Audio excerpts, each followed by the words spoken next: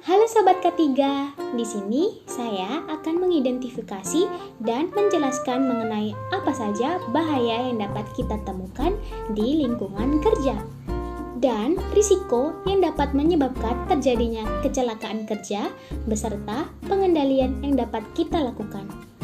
Untuk itu, akan lebih baik jika kita mengenal terlebih dahulu mengenai keselamatan dan kesehatan kerja.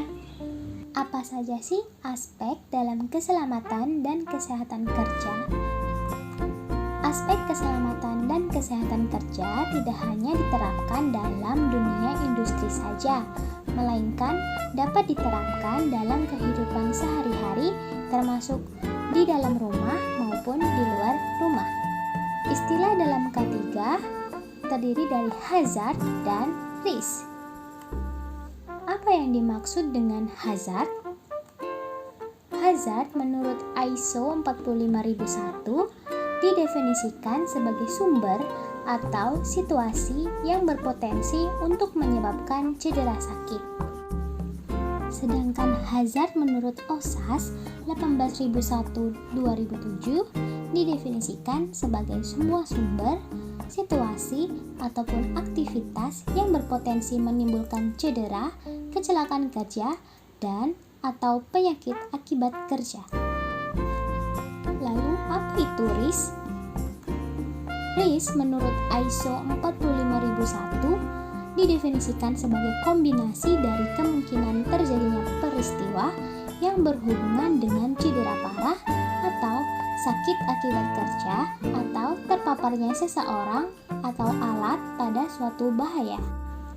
Sedangkan risk secara umum merupakan peluang tinggi, sedang, dan rendah atau kemungkinan seseorang terkena bahaya sehingga terjadi kecelakaan akibat hal tersebut pada periode tertentu. Jadi, secara singkat dapat kita ketahui bahwa hazard merupakan sumber potensi bahaya dan risk merupakan risiko akibat potensi bahaya. Untuk mengenal lebih lanjut, kita harus mengetahui apa saja jenis-jenis hazard. Jenis-jenis hazard terdiri atas yang pertama, hazard mekanik, yang kedua, hazard fisika, yang ketiga, hazard biologi, yang keempat, hazard kimia, yang kelima, hazard ergonomi, dan yang keenam, hazard psikologi.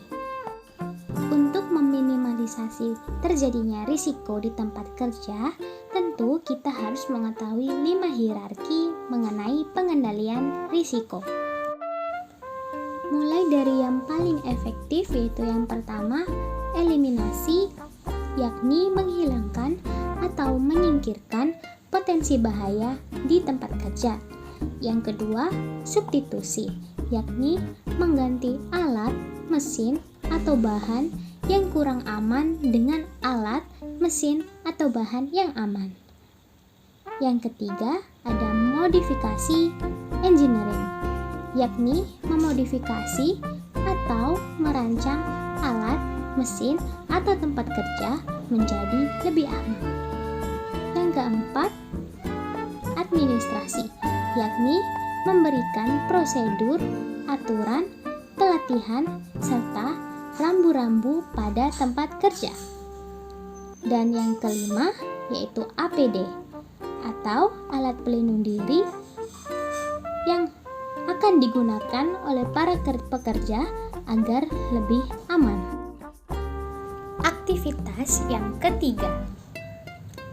Aktivitas yang ketiga adalah aktivitas mengelas tangga besi yang sudah berkarat, rapuh, dan hampir putus. Seperti yang kita ketahui, kegiatan mengelas tentu bukanlah kegiatan yang mudah. Panas dari alat las serta percikan api yang timbul cukup membahayakan bagi para pekerja. Sekarang saatnya kita mengidentifikasi potensi bahaya, risiko, dan pengendaliannya. Ingat, potensi bahaya yang kita identifikasi adalah bahaya mekanik, fisika, biologi, kimia, ergonomi, dan psikologi. Bahaya dan risiko yang pertama adalah bahaya mekanik. Kabel las yang terlalu panjang. Risiko bisa menyebabkan pekerja tersandung dan tergelincir sehingga bisa menyebabkan luka ketika jatuh. Pengendalian risiko yang pertama, menghilangkan kabel tidak dapat dilakukan karena kabel adalah komponen penting pada alat las. Yang kedua, substitusi. Mengganti dengan alat las yang lebih modern atau tanpa kabel seperti cordless welding pen atau handled welder sehingga para pekerja tidak akan tersandung atau bermasalah mengenai kabel. Yang ketiga, modifikasi engineering. Menggulung kabel lalu mengikatnya dengan menggunakan tali pengikat kabel atau tali velcro, di mana tali velcro memiliki perekat sehingga mudah dibuka. Yang keempat, administrasi. Mengingatkan para pekerja untuk berhati-hati ketika melangkah karena ada kabel dan memberi peringatan saat berada di dekat kabel. Yang kelima, APD. Memberikan alat pelindung diri kepada para pekerja berupa helm, sarung tangan, baju tertutup, dan sepatu agar tidak terluka pada saat tersandung kabel. Bahaya dan risiko mekanik yang kedua yaitu aliran listrik yang mengalir pada mesin las. Risiko apabila terjadi masalah pada aliran listrik baik dari kabel penghantar, sumber listrik, atau dari masalah-masalah lain, maka akan meningkatkan risiko pekerja untuk tersetrum. Tersetrum sendiri dapat memberi efek berbahaya bagi tubuh hingga dapat mengakibatkan kematian. Pengendalian risiko yang pertama, eliminasi. Listrik merupakan kebutuhan penting untuk mengelas sehingga menghilangkan aliran listrik susah untuk dilakukan. Yang kedua, substitusi. Mengganti mesin las berenergi listrik dengan mesin las berenergi baterai atau energi lain sehingga dalam penggunaannya pekerja tidak perlu takut untuk tersetrum karena tidak melibatkan penggunaan listrik di dalamnya. Yang ketiga, modifikasi engineering. Kita bisa memasang alat pendeteksi aliran listrik pada mesin las, sehingga jika sewaktu-waktu terjadi kondisi abnormal pada aliran listrik yang dapat memicu kejadian tersetrum, maka mesin las akan otomatis mati. Yang keempat, administrasi. Menyampaikan pada para pekerja untuk selalu memperhatikan kondisi mesin, apakah terjadi masalah pada kabel ataupun pada bagian-bagian lainnya yang dapat memicu konsleting pada mesin las, serta memberikan edukasi mengenai bahaya listrik. Yang kelima, APD. Memberikan para pekerja alat pelindung diri berupa sarung tangan untuk melindungi tangan pekerja. Ada beberapa kasus tersetrum yang diakibatkan oleh kondisi tangan yang basah saat menyentuh aliran listrik. Maka dari itu, untuk mencegah hal tersebut, alangkah lebih baik menggunakan sarung tangan. Bahaya dan risiko yang kedua yaitu fisika. Suhu panas yang berasal dari mesin las. Risiko, suhu pengelasan mencapai 10.000 derajat Fahrenheit yang bisa menyebabkan tangan pekerja terbakar. Luka bakar ini tingkat keparahannya bergantung dari berapa lama dan berapa besar kulit pekerja terluka atau melepuh akibat suhu panas dari mesin las. Pengendalian risiko. Yang pertama, eliminasi. Menghilangkan suhu panas tidak dapat dilakukan karena suhu panas berasal dari mesin las yang merupakan komponen atau alat utama untuk mengelas. Yang kedua, substitusi. Mengganti suhu panas tidak bisa dilakukan karena suhu panas berasal langsung dari mesin las. Yang ketiga, modifikasi engineering. Modifikasi terhadap suhu panas tidak bisa dilakukan, tetapi jika melakukan untuk mengurangi risiko terkena suhu panasnya adalah dengan memberikan pembatas atau penghalang agar tangan tidak bisa langsung terkena sumber panas. Yang keempat, administrasi. Memberikan label pada mesin las agar para pekerja selalu berhati-hati, melakukan sosialisasi mengenai bahaya luka bakar dan cara menggunakan las yang benar, dan mengadakan air bersih dan air minum jika para pekerja merasakan hawa terlalu panas dan dehidrasi. Yang kelima, APD. Memberikan para pekerja alat pelindung diri berupa sarung tangan dari kulit, kacamata, pakaian kerja yang tertutup atau terbuat dari aluminium, serta sepatu kerja. Semua alat ini berguna untuk melindungi pekerja dari segala risiko yang ada. Bahaya dan risiko fisika yang kedua yaitu cahaya yang muncul atau ditimbulkan dari mesin las. Risiko cahaya langsung yang dekat dengan pekerja sehingga menyebabkan silau sehingga akan mengakibatkan adanya mata kelelahan dan sakit di kepala di sekitar mata. Pengendalian risiko. Yang pertama, eliminasi. Menghilangkan cahaya tidak dapat dilakukan karena cahaya berasal dari mesin las yang merupakan komponen atau alat utama untuk mengelas. Yang kedua, substitusi. Tidak bisa dilakukan karena cahaya berasal langsung dari mesin las. Yang ketiga, modifikasi engineering.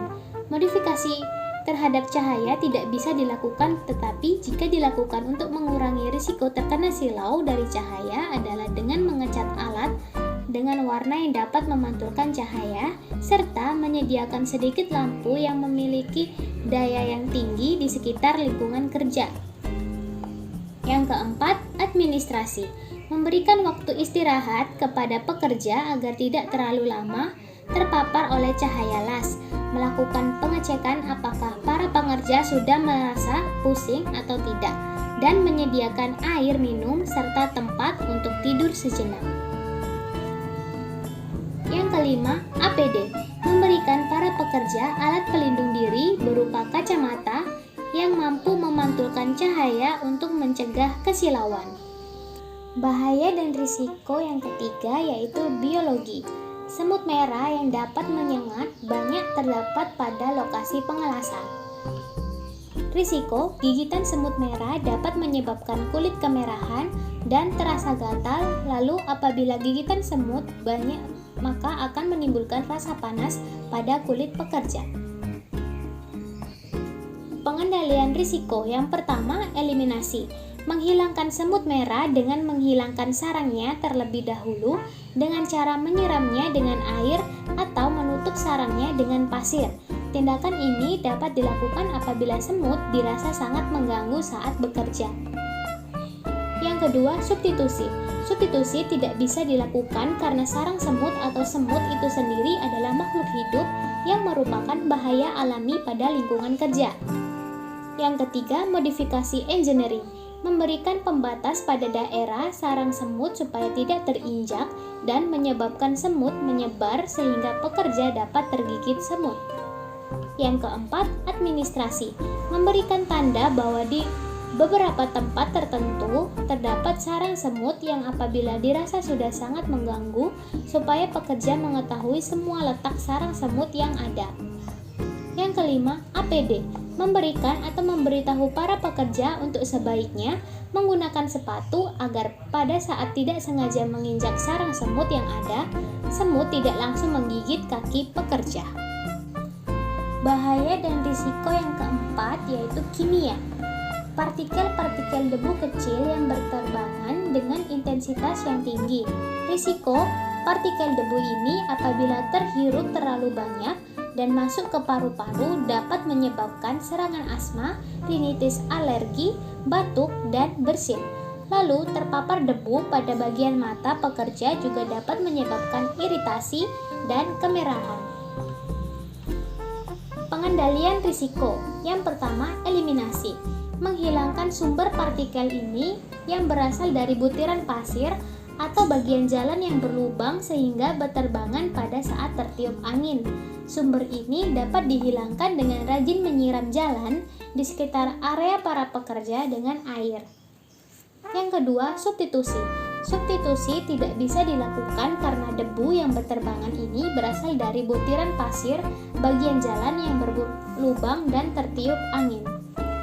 Yang ketiga, modifikasi engineering. Memberikan pembatas sendiri yang terbuat dari tripek untuk mengurangi paparan antara pekerja dengan debu yang tertiup angin. Yang keempat, administrasi.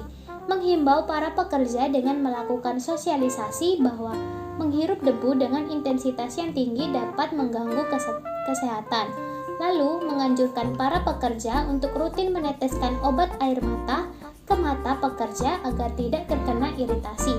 Selanjutnya, bisa dilakukan dengan memasang tulisan tentang bahaya terhirupnya partikel. Yang kelima, APD, memberikan alat pelindung diri kepada para pekerja berupa masker, mulut, dan hidung atau respirator agar debu tidak terhirup oleh pekerja. Memberikan kacamata atau goggles juga kepada para pekerja agar tidak terpapar oleh debu pada bagian mata. Bahaya dan risiko kimia yang kedua yaitu asap yang keluar dari mesin las. Risiko, asap yang keluar dari mesin las mengandung CO2 yang berasal dari logam mulia yang jika para pekerja terkena asap secara berlebihan, maka akan menyebabkan adanya gangguan pernapasan. Pengendalian risiko yang pertama yaitu eliminasi. Menghilangkan asap tidak dapat dilakukan karena asap itu berasal dari mesin las yang merupakan komponen atau alat utama untuk mengelas. Yang kedua, substitusi. Mengganti asap tidak dapat dilakukan karena asap berasal dari mesin las yang merupakan komponen atau alat utama untuk mengelas. Yang ketiga, modifikasi engineering. Karena pekerjaan dilakukan di luar ruangan, maka yang bisa dilakukan adalah menyediakan vakum atau kipas agar asap yang keluar bisa langsung dihilangkan. Yang keempat, administrasi. Menghimbau para pekerja untuk selalu berhati-hati, tidak terlalu banyak menghirup asap yang keluar dari mesin las, serta memberikan waktu istirahat atau jam kerja yang dilakukan dengan shift sehingga lama paparan pekerja dan asap tidak lebih dari batasnya. Yang kelima, APD, memberikan para pekerja alat pelindung diri berupa masker khusus atau respirator. Bahaya dan risiko yang kelima, ergonomi. Posisi pekerja yang berdiri secara terus-menerus selama bekerja. Risiko, berdiri terlalu lama dapat menyebabkan letih, nyeri, dan kesemutan terutama pada bagian kaki yang akan terasa sakit. Pengendalian risiko yang pertama, eliminasi. Menghilangkan kebiasaan untuk berdiri terlalu lama. Kebiasaan ini dapat dihilangkan dengan memberikan selingan untuk duduk atau beristirahat apabila kaki sudah terasa nyeri. Yang kedua, substitusi. Mengganti aktivitas ringan yang dilakukan berdiri dengan cara duduk, namun tidak bisa dilakukan karena bagian tangga yang dilas lumayan tinggi. Ketiga, modifikasi engineering. Menggunakan kursi buatan dengan kayu tambahan agar bisa mencapai bagian tangga yang akan dilas, atau menyediakan kursi biasa agar pekerja bisa duduk sejenak. Yang keempat, administrasi. Menyampaikan kepada para pekerja bahwa berdiri terlalu lama itu tidak baik. Maka dari itu, apabila kaki dirasa sudah mulai letih, maka lebih baik dilakukan pekerjaan dengan duduk atau bisa juga dengan duduk sejenak untuk kegiatan yang hanya bisa kita lakukan dengan berdiri. Selain itu, kita bisa memberi poster atau stiker tentang bahaya berdiri terlalu lama. Yang kelima, APD, memberikan para pekerja alat pelindung diri berupa sepatu yang dapat melindungi tumit atau kaki kita dari rasa nyeri akibat terlalu lama berdiri yang memiliki bantalan agar kaki juga tidak terlalu sakit menahan beban ketika berdiri terlalu lama. Bahaya dan risiko yang keenam yaitu psikologis, kelelahan akibat beban kerja. Risiko, membuat pekerja lesu, lemah, dan letih sehingga tidak bersemangat dalam bekerja. Pengendalian risiko yang pertama, eliminasi. Menghilangkan beban kerja yang dapat dihilangkan agar pekerja tidak menanggungnya terlalu berat. Yang kedua, substitusi. Mengganti cara kerja yang tidak efektif dengan yang lebih efektif dan memakan waktu lebih cepat. Tentu akan mengurangi beban kerja. Yang ketiga, modifikasi engineering. Merubah lingkungan kerja menjadi lebih ramah kepada pekerja, serta memodifikasi alat yang tidak efektif menjadi lebih efektif. Yang keempat, administrasi. Melakukan pembagian kerja yang seimbang agar pekerja dapat terfokus pada bagian masing-masing dan tidak perlu memikirkan beban-beban kerja di luar bagiannya. memberikan sosialisasi untuk beristirahat ketika tubuh sudah letih, tidak boleh dipaksakan. Yang kelima, APD. Memberikan APD kepada para pekerja berupa APD yang lengkap mulai dari helm sampai boots agar pekerja merasa aman dan nyaman saat bekerja sehingga bisa menurunkan beban kerja pekerja. Jadi, pada setiap lokasi dan aktivitas di dalam rumah maupun di luar rumah pasti memiliki hazard dan risiko yang berbeda. Begitu juga dengan pengendalian yang bisa kita terapkan untuk mengatasi risiko yang akan terjadi, baik itu kecelakaan kerja ringan maupun yang dapat menyebabkan kematian. Sehingga dalam melakukan setiap aktivitas akan lebih baik jika kita mengamati terlebih dahulu bahaya yang ada di tempat kerja untuk meminimalisasi risiko kecelakaan kerja sehingga bisa menerapkan pengendalian secara efektif mulai dari eliminasi, substitusi, modifikasi engineering, administrasi, dan alat pelindung diri. Sekian penjelasan yang bisa saya berikan. Semoga Sobat K3 bisa lebih mengerti mengenai keselamatan dan kesehatan kerja.